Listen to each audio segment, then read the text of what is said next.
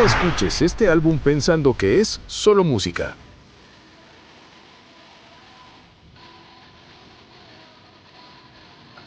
Fue grabado en abril de 1992. 16 meses después, en agosto de 1993, el mismo mes en que finalmente fue lanzado al mundo, su creador asesinaría a puñaladas a su mentor y figura más importante de la escena. Este disco no es solo un conjunto de canciones. Es la calma antes de la tormenta. El testamento de un tiempo que estaba a punto de terminar en sangre y fuego.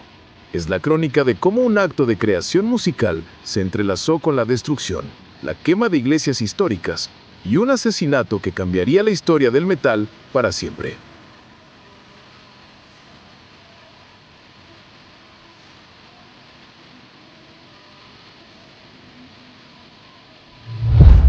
Hay discos que suenan como si hubieran sido grabados en un estudio de millones de dólares. Y luego está Dead Som en Gangva.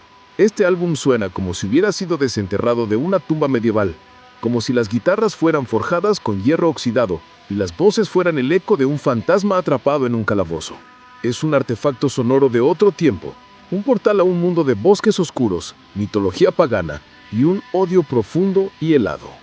Fue creado en el corazón de una escena musical que estaba a punto de volverse mundialmente famosa, pero no por su música, sino por sus crímenes. Una ola de incendios de iglesias históricas y asesinatos que sacudieron a la tranquila Noruega de principios de los 90.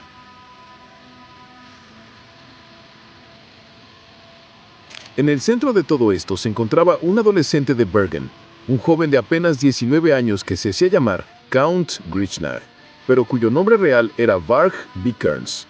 En abril de 1992, aún no era el infame piromano de iglesias, ni el asesino convicto que el mundo conocería.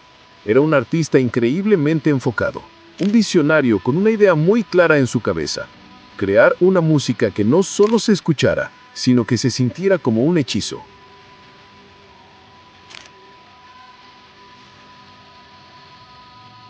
Una música que transportara al oyente a un pasado olvidado, a una Noruega precristiana que él idealizaba. Este video cuenta la historia de cómo se hizo ese álbum. No es solo una historia sobre música, es la crónica de una transformación. Como un joven de 19 años, usando el equipo más barato y rudimentario que pudo encontrar, logró crear una de las obras más atmosféricas e influyentes en la historia del black metal. Y la pregunta más oscura de todas: ¿cómo este intenso proceso de creación artística corrió en paralelo a una radicalización ideológica que lo llevaría a cometer actos de destrucción que lo definirían para siempre? Para entender el sonido de Dead Som en Gangva, primero debemos entender el mundo del que surgió, un mundo que estaba a punto de arder.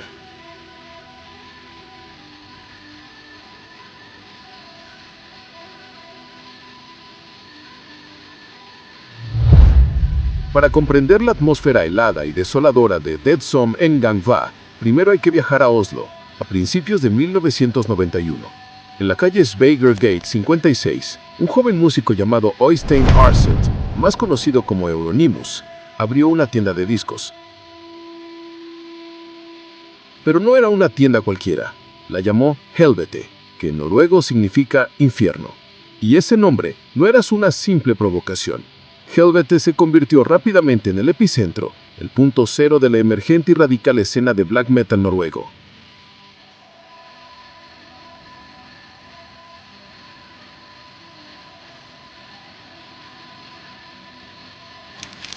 Helvete, el punto cero. Imaginen entrar a Helvete. Las paredes estaban pintadas de un negro profundo, las ventanas oscurecidas para que no entrara la luz del día.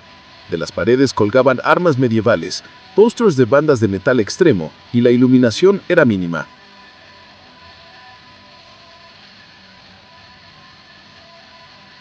A menudo solo con velas, creando un ambiente de cripta. En el sótano de la tienda, un espacio aún más oscuro y claustrofóbico, era donde realmente se cocía todo.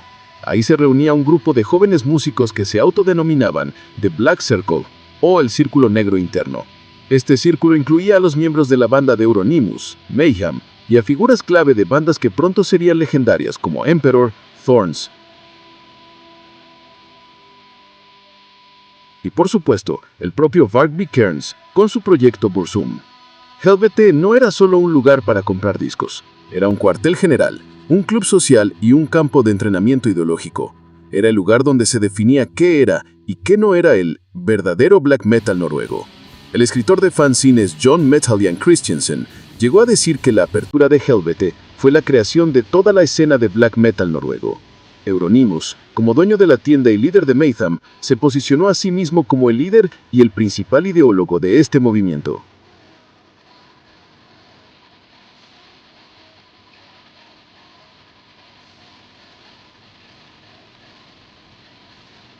Lo que unía a estos jóvenes no era solo la música, era una ideología compartida, un ethos estricto y militante. Se oponían ferozmente al cristianismo, al que veían como una religión extranjera impuesta, que había destruido la cultura y las creencias originales de Noruega. En las entrevistas de la época, se presentaban como satanistas teístas, misántropos que buscaban esparcir el terror, el odio y el mal. Isan, de la banda de Emperor, admitió que mucha de esta retórica estaba diseñada para crear miedo entre la gente y para estar en oposición a la sociedad.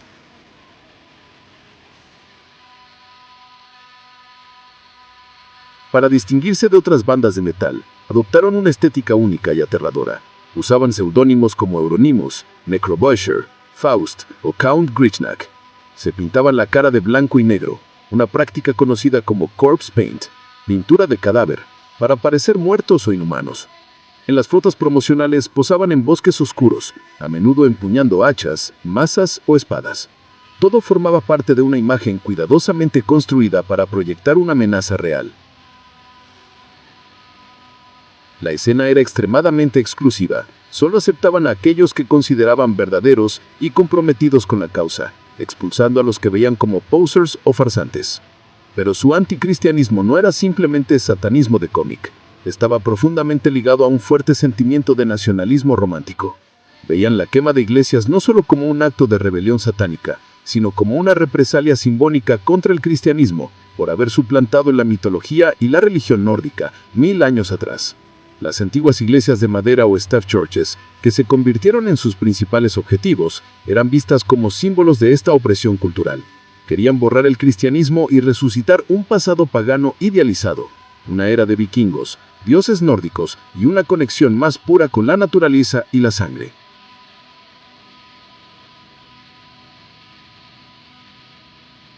Esta mezcla de satanismo, misantropía y paganismo nacionalista creó un caldo de cultivo ideológico increíblemente potente y peligroso.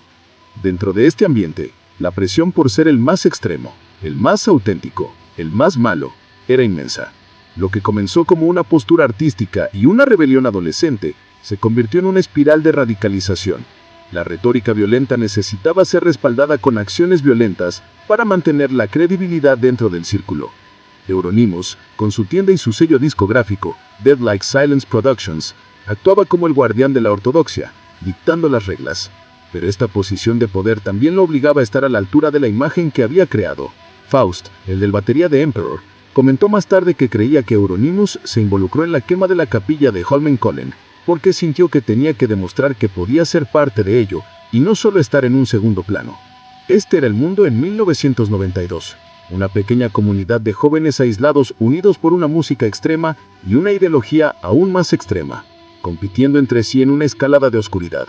Era un barril de pólvora esperando una chispa, y mientras la escena se radicalizaba y los primeros fuegos comenzaban a arder, Barbie Kearns entró en un estudio de grabación en Bergen con una visión muy diferente, aunque igualmente radical: crear una obra de arte que capturara la esencia de ese mundo perdido que tanto anhelaba.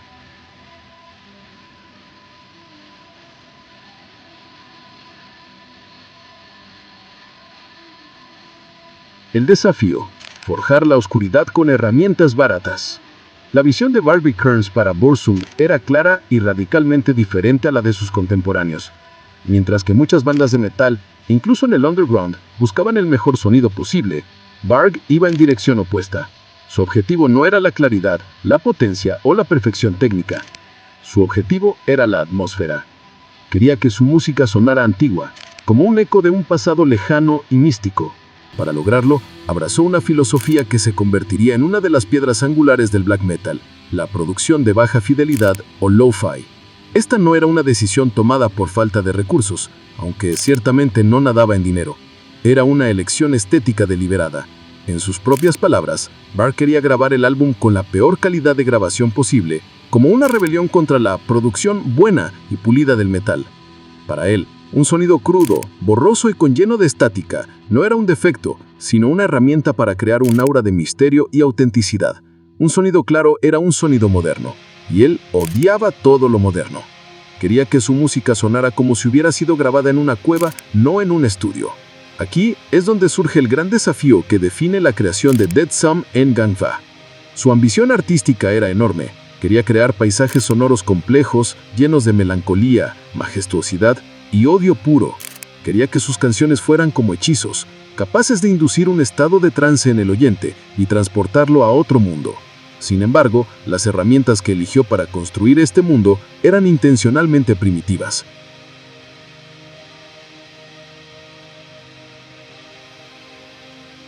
En una entrevista, Barr detalló el equipo que usó para sus primeros álbumes, y es una lista que haría reír a cualquier productor musical.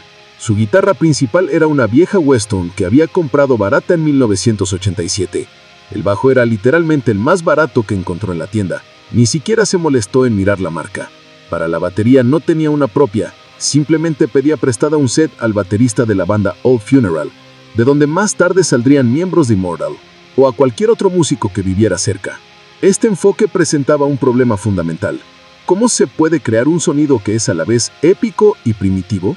¿Cómo se construye una atmósfera rica y envolvente usando instrumentos de mala calidad y una técnica deliberadamente tosca?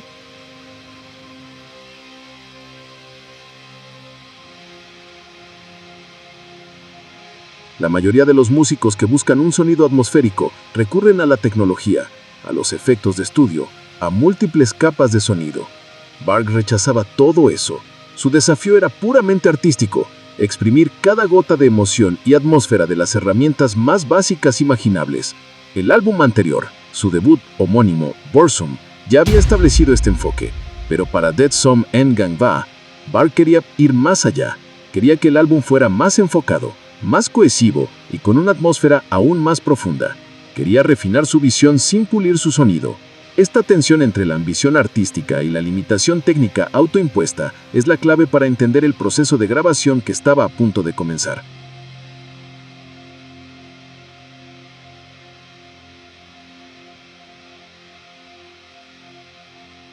No se trataba de si podía permitirse un mejor equipo.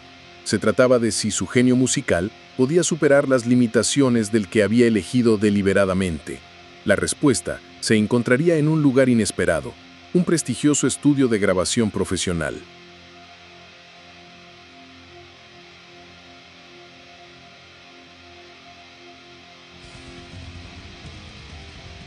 En abril de 1992, Barr Vikernes, de 19 años, entró en el Grieg Hallen Lied Studio en Bergen para grabar su segundo álbum. El proceso duraría apenas 26 horas en total, desde que entró con los instrumentos hasta que tuvo la mezcla final en sus manos. En poco más de un día, crearía una obra que definiría un género. La historia de cómo lo hizo es una fascinante paradoja de primitivismo y profesionalismo, de caos y control, el productor y el primitivista. El hombre al otro lado de la mesa de mezclas era Eirik Hundvin, más conocido en el mundo del metal como Pitten. Pitten no era un productor de black metal, era un ingeniero de sonido profesional y músico con una experiencia en una amplia gama de géneros. Se había topado con la escena del metal extremo casi por accidente, en 1990, cuando grabó una demo para la banda Old Funeral.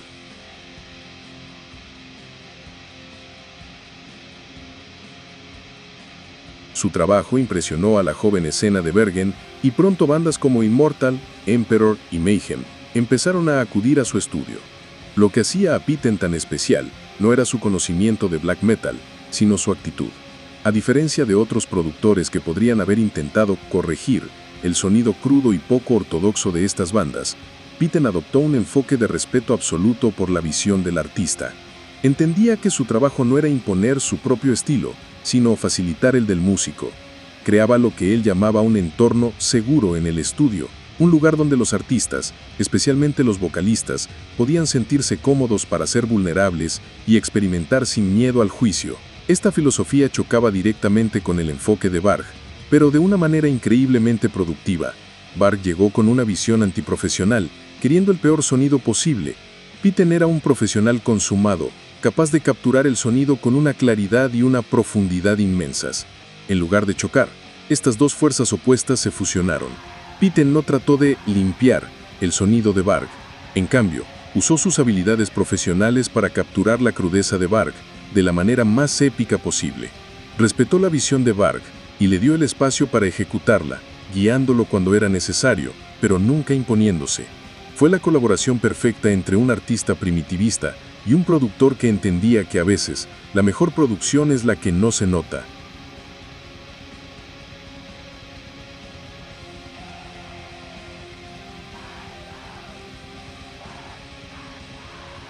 El sonido único de Dead Som Engamba no puede entenderse sin analizar la extraña colisión entre el equipo utilizado y el lugar donde se grabó. Varg buscaba un sonido crudo y borroso, pero lo grabó en Grieg Hallen, que no es un estudio de garaje, sino una famosa sala de conciertos en Bergen, conocida por su acústica impecable. Esta contradicción es la clave de todo. El equipo barato y maltratado proporcionó la textura fundamental, el zumbido de las guitarras, la distorsión áspera, la percusión hueca. Pero fue la acústica de la gran sala de Grieg Hallen, capturada magistralmente por Pitten, la que le dio a esa crudeza una escala monumental. El sonido no es simplemente malo, es malo y enorme. Es como escuchar a una banda de garaje tocando en una catedral. El eco natural y la reverberación del espacio envolvieron los riffs primitivos, dándoles una cualidad fantasmal y distante que Varg nunca podría haber logrado en un espacio pequeño. Fue un accidente genial, el resultado de combinar la intención low-fi del artista con las herramientas hi-fi del estudio. Aquí está el desglose del equipo que forjó ese sonido legendario. Weston Pantera X300, 1987. Una guitarra barata que Varg había comprado años antes. Es famoso que no se preocupaba por afinarla con precisión, lo que contribuía al sonido disonante y caótico de los riffs. Amplificador Peavey, modelo exacto desconocido. Aunque en álbumes posteriores Varg utilizaría métodos aún más extraños, como conectar pedales de fuzz directamente a un equipo de música. Para este álbum se utilizó un amplificador básico, probablemente un Peavey, llevado al límite para obtener la máxima distorsión. Bajo modelo desconocido, el más barato de la tienda. La marca era tan irrelevante para Varg que nunca la comprobó. Su función no era melódica, sino crear una base de ruido grave y retumbante que llenara el espacio sonoro. Batería. Pearl Professional DLX Series, prestada del baterista de Old Funeral. Varg, que no era un baterista técnico, la tocaba con un estilo simple y repetitivo, casi tribal, que se convirtió en una de sus señas de identidad, y fue muy influyente. Estudio, Grieg Hallen Lied Studio, Bergen. Una sala de conciertos profesional. Su reverberación natural, capturada por Pitten, fue el ingrediente secreto que dio a los instrumentos crudos un sonido épico y cavernoso, definiendo la atmósfera del álbum.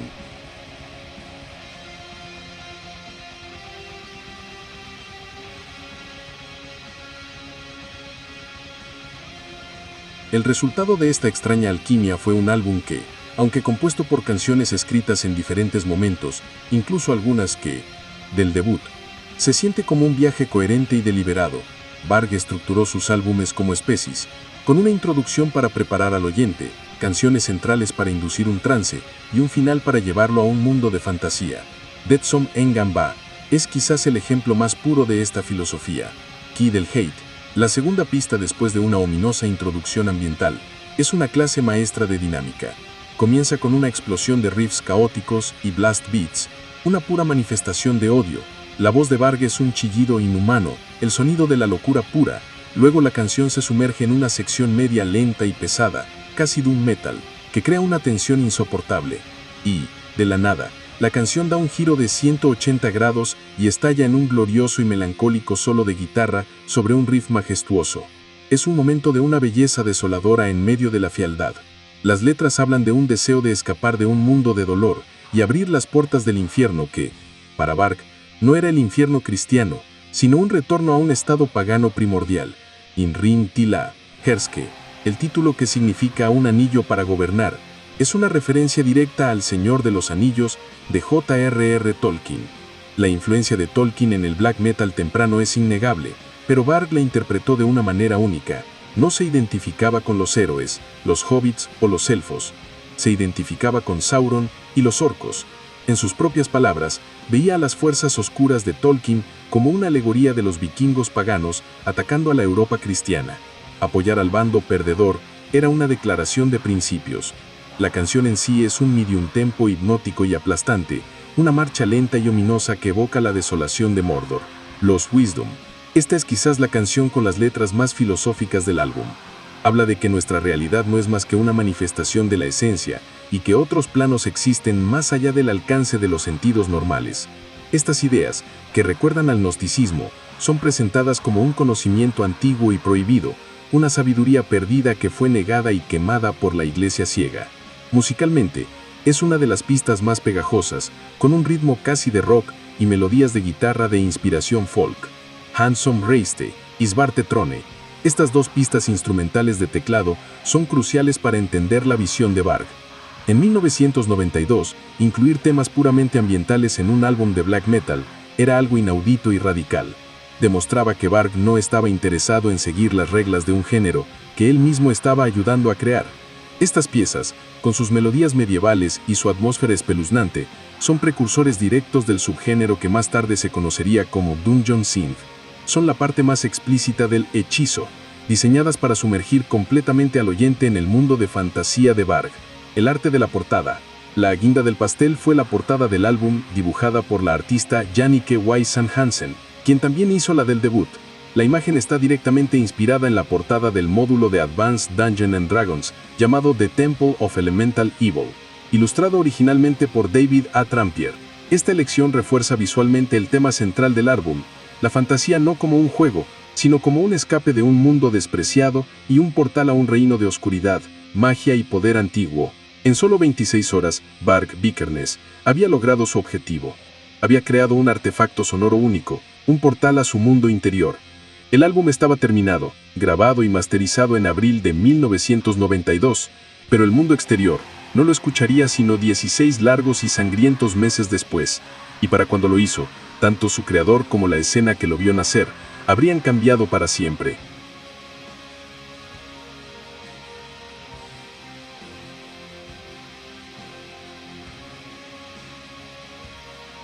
El periodo de 16 meses entre la grabación de Dead Song en Gambá en abril de 1992 y su lanzamiento en agosto de 1993 no fue un tiempo de espera pasiva, fue un periodo de transformación violenta, una escalada de radicalismo que llevó a la escena del black metal noruego de la retórica a la acción y a Varg Vikernes de músico a criminal. La historia de este interludio es crucial, porque cuando el álbum finalmente vio la luz, el mundo al que pertenecía ya había sido consumido por las llamas. La primera chispa, junio de 1992. Apenas 2 meses después de que Varg saliera de Grieg Hallen con las cintas maestras de su álbum, la primera gran chispa encendió la pradera. El 6 de junio de 1992, la histórica iglesia de madera de Fantoft, en las afueras de Bergen, fue reducida a cenizas. Construida en el siglo XII, era un tesoro nacional. Su destrucción fue un acto de una audacia sin precedentes y marcó el punto de no retorno para el Círculo Negro. Aunque Varg Vikernes fue el principal sospechoso y más tarde usaría una foto de la iglesia quemada para la portada de su EP, Aske, finalmente fue absuelto de este incendio en particular por falta de pruebas. Sin embargo, el mensaje era claro: la guerra contra el cristianismo había comenzado y ya no era solo simbólica. Un año de fuego, 1992 a 1993. El incendio de Fantoft fue solo el principio. Durante el resto de 1992 y principios de 1993, una ola de incendios provocados en iglesias recorrió Noruega, y Varg Vikernes estuvo en el centro de muchos de ellos. 21 de agosto de 1992. La capilla de Holmenkollen en Oslo fue incendiada. Por este acto, Varg fue condenado, junto con Faust the Emperor. Se dice que Euronymous también participó, aunque nunca fue juzgado porque fue asesinado antes.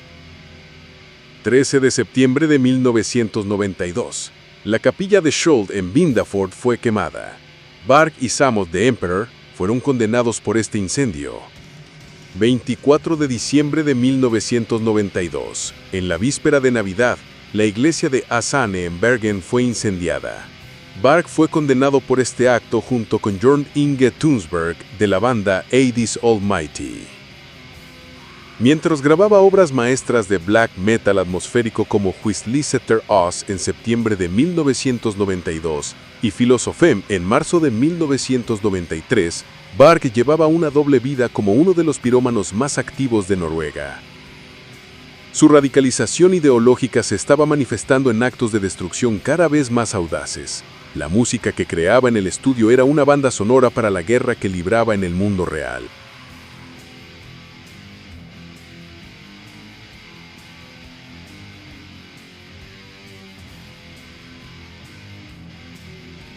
Paralelamente a esta escalada de violencia, la relación entre Varg Vikernes y su mentor, Euronymous, se estaba desmoronando por completo. Lo que una vez fue una amistad basada en una ideología compartida, se convirtió en una amarga rivalidad. Había varias razones para esto. Por un lado, había disputas financieras. Varg afirmaba que Euronymous le debía una suma considerable de dinero por las ventas de los primeros discos de Burzum, publicados bajo su sello Dead Like Silence Productions. Pero la ruptura era más profunda, era ideológica y personal. Varg se estaba distanciando del satanismo que Euronymous defendía, inclinándose más hacia un paganismo odinista y una ideología de extrema derecha. Euronymous, por su parte, veía con recelo el creciente protagonismo de Varg en la escena, especialmente después de que Varg diera una entrevista anónima y sensacionalista en el periódico Bergens Tidenden, en enero de 1993, donde se jactaba de los incendios de iglesias, llevando a la escena a la atención masiva de los medios y la policía. La atención llegó a un punto en que ambos, según se dice, empezaron a enviarse amenazas de muerte. La decisión de Varg de lanzar Death Sum en Gambar a través de su propio sello discográfico Simulfane Productions, en lugar de Dead Like Silence, fue la declaración final de independencia y la ruptura definitiva de sus lazos con Euronymous. El alumno se había separado por completo del maestro. La colisión, agosto de 1993. Y así llegamos a agosto de 1993, el mes en que todo colisionó. Los eventos se sucedieron con un vértigo inusitado, creando una confluencia de creación y destrucción que sellaría el destino de todos los involucrados. El lanzamiento. A principios de agosto de 1993, Death Sum en Gambar finalmente fue lanzado al público. El álbum, creado en la relativa calma de abril de 1992, emergía ahora en un mundo completamente diferente, un mundo que su propio creador había ayudado a incendiar. La música, con su anhelo por lo que una vez fue, llegaba en un momento en que el presente de la escena estaba por ser aniquilado. El asesinato. En la noche del 10 de agosto de 1993, pocos días después del lanzamiento del álbum, Varg Vikernes condujo desde Bergen hasta el apartamento de Euronymous en Oslo, acompañado por Snorre Blackthorn, de la banda Thorns. Lo que sucedió exactamente esa noche es objeto de debate.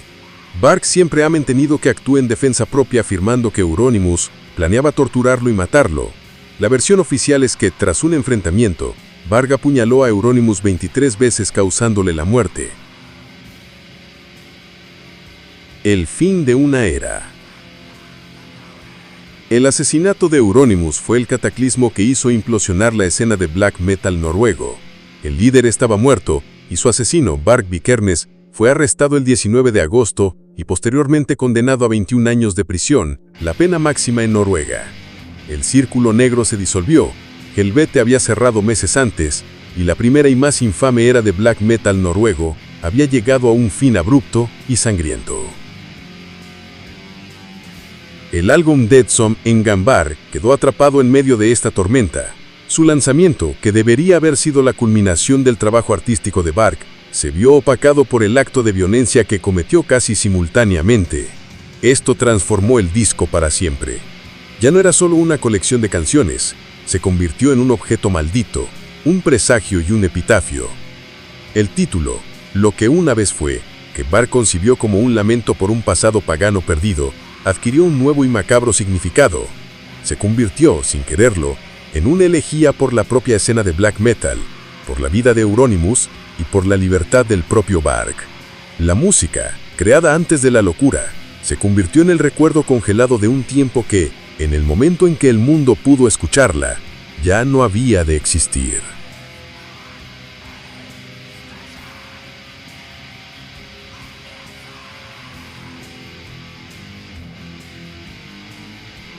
La historia de Deadsome Engambar es en última instancia una tragedia. Es la crónica de cómo un momento de pura y deslumbrante energía creativa, encapsulado en 26 horas dentro de un estudio, se vio inextricablemente unido a un descenso de 16 meses hacia la violencia, culminando en un acto brutal que dejó cicatrices imborrables en la historia de la música. Al mirar hacia atrás, nos enfrentamos a un legado dual, tan contradictorio como la propia música. Una obra de una belleza oscura y profunda y una mancha moral que nunca podrá ser lavada. Por un lado, la influencia musical del álbum es innegable y de largo alcance. Deadsome Engambar, junto con los otros primeros trabajos de Burzum, pionerizó un sonido que cambiaría el black metal para siempre. Varg Vikernes tomó la agresión cruda de la primera ola de black metal y le inyectó una dosis sin precedentes de atmósfera, melancolía y repetición hipnótica. Al ralentizar los tempos, introducir melodías desoladas y, lo más radical de todo, incorporar pasajes de dark ambient, Varg expandió la paleta emocional del género. Abrió la puerta a lo que se conocería como black metal atmosférico, un subgénero que valora el ambiente y la emoción por encima de la brutalidad pura. Bandas de todo el mundo, desde Wolves in the Throne Room en Estados Unidos hasta Druk en Ucrania, deben una parte fundamental de su sonido a las bases que Varg sentó en esos primeros álbumes. Deadsome Engambar demostró que el black metal podía ser algo más que satánico y agresivo, podía ser introspectivo, melancólico y extrañamente bello. Sin embargo, este legado artístico no puede separarse de la sombra de su creador. El álbum siempre estará manchado por el hecho de que su lanzamiento coincidió con el asesinato de Euronymous. Este acto de violencia no solo destruyó una vida y encarceló a Varg, sino que también convirtió a Burzum en un símbolo de algo más que música. Para muchos, se convirtió en un símbolo de odio, intolerancia y crimen. La posterior adhesión de Varg a ideologías de extrema derecha y racistas ha complicado aún más su legado, obligando a los oyentes a enfrentarse a una pregunta profundamente incómoda. ¿Es posible separar el arte del artista? No hay una respuesta fácil a esta pregunta. Para algunos, los crímenes y las creencias de Varg hacen que su música sea imposible de escuchar, una obra tóxica contaminada por su origen. Para otros, la música existe en su propio plano, una creación que trasciende las fallas de su creador y que puede ser apreciada por su propio mérito artístico. Ambas posturas son comprensibles. Lo que es innegable es que Deadsome Engambar nos obliga a tener esta conversación, nos obliga a confrontar la compleja y a menudo desvirtuante relación entre la belleza y la oscuridad, entre la creación y la destrucción. Al final, volvemos al título, Lo que una vez fue. El álbum es un monumento a un tiempo y a un lugar que ya no existen. Es un monumento a lo que fue la escena de black metal noruego en su momento más puro y peligroso, antes de que se autodestruyera. Es un monumento a lo que fue la relación entre Varg Vikernes y Euronymous, una amistad que se convirtió en una rivalidad mortal. Y es un monumento a lo que fue el propio Varg Vikernes, un joven artista de un talento inmenso, cuya visión creativa fue igualada y al final eclipsada por su capacidad para la destrucción. El álbum perdura, un eco fantasma de lo que una vez fue, recordándonos para siempre que la línea entre la genialidad y la locura, entre la magia y la maldad, es a veces terriblemente delgada.